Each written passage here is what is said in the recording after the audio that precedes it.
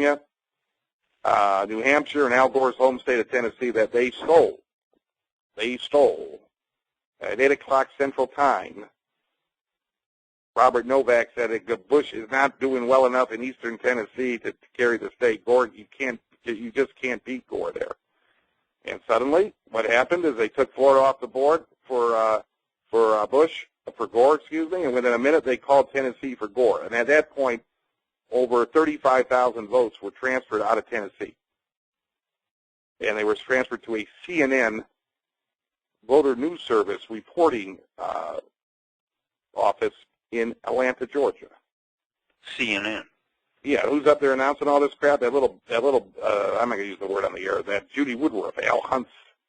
Yeah, Woodruff. She always comes out of the woodwork, another Mockingbird stooge. Well, I haven't every time they need a stooge, they bring her out on CNN. She spent years promoting Hillary Clinton.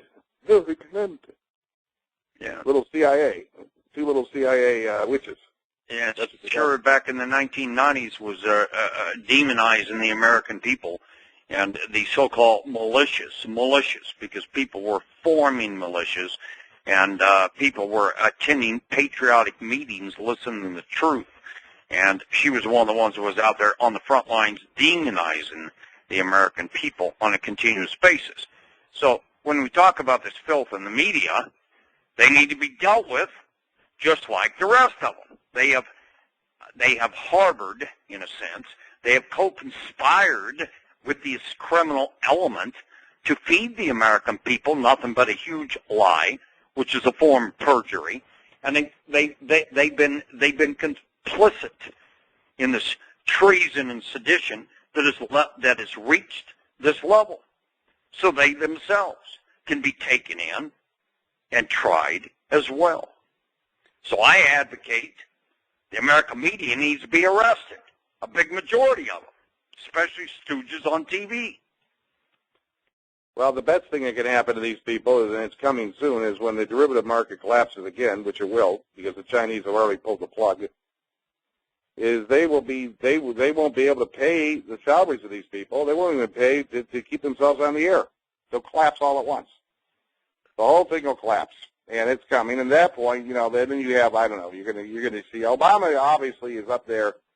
Remember, Barack Obama was recruited and worked for the Central Intelligence Agency in the early 1980s. We've got 6 different birth certificates on him. Nobody knows where he's really born. Some of them are forgeries. The whole thing is a mystery.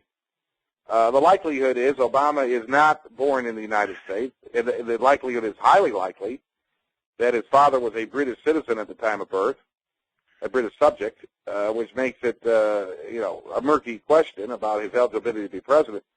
You ask yourself a question, why would they force upon us Mr. Obama, who basically worked in Indonesia as a CIA analyst and reported to George Herbert Walker Bush, why would they hoist upon us a fraudulent president right after another fraudulent president? Now, someone's got an agenda just to destroy this republic. Am I right or wrong, Stu?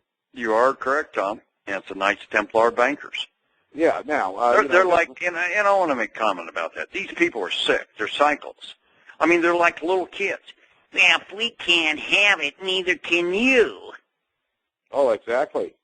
I mean, they're mentally ill. They're mentally ill. These people are mentally ill. Bush's, Clintons, all of them. Well, just look at Hillary's response to her husband and Al Gore taking the girls out of North Korea.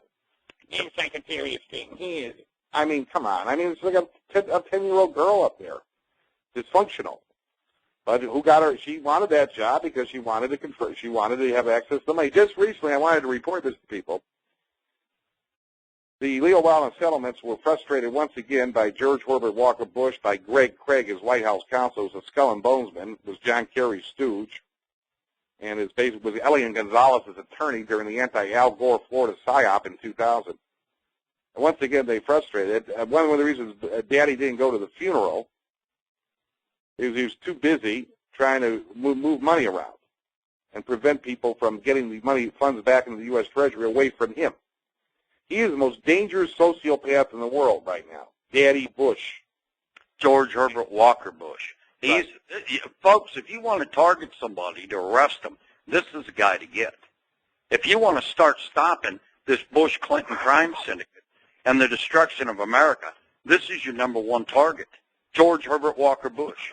This guy needs to be put in duct tape and taken to the local jail cell and charged.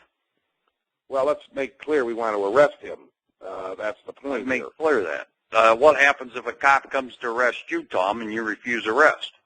Well, I get arrested anyway unless I have 20 people to prevent the arrest. Exactly. You know, I mean, we're getting to a point here now, but I mean, let's face it. I mean, you got he and Clinton flew to Toronto just recently to hide more money. That Toronto bank up there, I believe it is the Royal Bank of Canada, is another real whorehouse bank. Yeah, the Royal Bank of Canada has been used over the years by the Bushes. I have a lot on that. Yeah, we'll do, in the next briefing we'll deal more with the Royal Bank of Canada.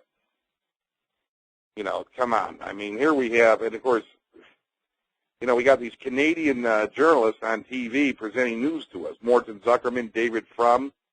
This asshole, and I'll use that word to describe him, says on the air the other day, if you don't believe in the 9/11 story, it's like being a Holocaust denier. What an idiotic thing to say in front of the American people. I mean, it's just bizarre what these idiots say on television, like Gloria Borger. American people don't want to relitigate Bush's crimes. The American people definitely, well, we need to take her and lock her up and stuff her in the same jail cell with George Herbert Walker Bush. Well, she got her first job at U.S. News and World Report. Who hired her? Morton Zuckerman. The American people want their money back that was stolen. Let me make that clear if you're listening out there. We want the money back that was stolen and looted.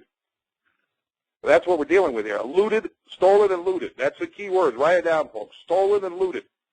Your whole treasury was looted by these people. They even had the audacity to loot the Chinese sovereign funds because they thought they could get away with it. And they didn't think about, well, no one's going to do anything to us because we're royalty. We're the Bushes and the Clintons. We're royal families. Let me refer again to the words of the French national anthem. How dare you, you conspiratorial tyrants and kings. And let their impure blood, well. I like the part where it says, to armed citizens, form your battalions, march, let impure blood water our furrows. What do they want, this horde of slaves, of traitors and conspiratorial kings? Stated correctly, Mr. Webb. And Tom, I think we're about out of time here, or we'll be. So I want to close the briefing. I want to close the briefing tonight by thanking Chris once again for allowing us to present our views, our intelligence report, an update on what's really going on behind the scenes, so that people can be prepared for the future. Again, the second wave of economic collapse is coming. Prepare yourself. Buy the guns. Buy your food. Buy your ammunition. Get ready. And we close the program in the spirit of defiance and resistance, the greatest revolutionary national anthem ever composed, our sister nation, the French Marseillaise. We bring it to you in full rock LA. Good night. Good night, folks.